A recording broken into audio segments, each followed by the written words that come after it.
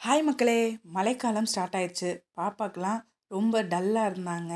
ஜலதோஷம் வேறு பிடிச்சிச்சு. என்னடா பண்ணலாம் அப்படிங்கிறப்ப வீட்டில் இருக்கிற மூலிகைகளை வச்சு அவங்களுக்கு ஒரு கஷாயம் பண்ணி கொடுத்தேன்.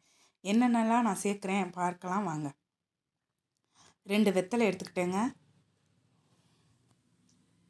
துளசி,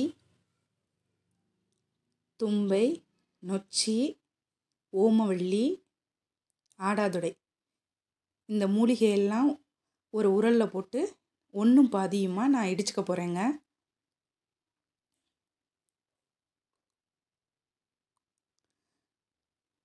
பாப்பா தான் எனக்கு ஹெல்ப் பண்ணாங்க. நான் பண்ணுறேம்மான்னு சொல்லிட்டு இடித்து கொடுத்தாங்க.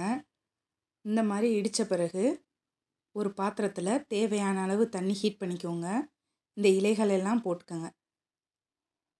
இந்த இலைகள்லாம் நிறம் மாறி ஒரு க்ரீன் கலரில் வரும்.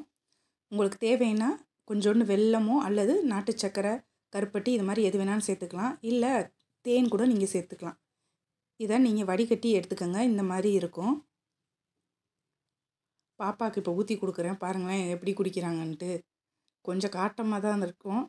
வெல்லம் இதெல்லாம் சேர்த்துருக்கப்ப அது கொஞ்சம் இனிப்பு தன்மையும் இருக்கும். இந்த மாதிரி வாரத்துக்கு ஒரு முறையோ இல்லை 2 முறையோ நான் இந்த மாதிரி செஞ்சு கொடுப்பேன். பாப்பா குடிச்சிருவாங்க. இந்த வீடியோ பதிவு பிடிச்சிருந்துச்சுன்னா லைக் பண்ணுங்கள், சப்ஸ்கிரைப் பண்ணுங்கள்.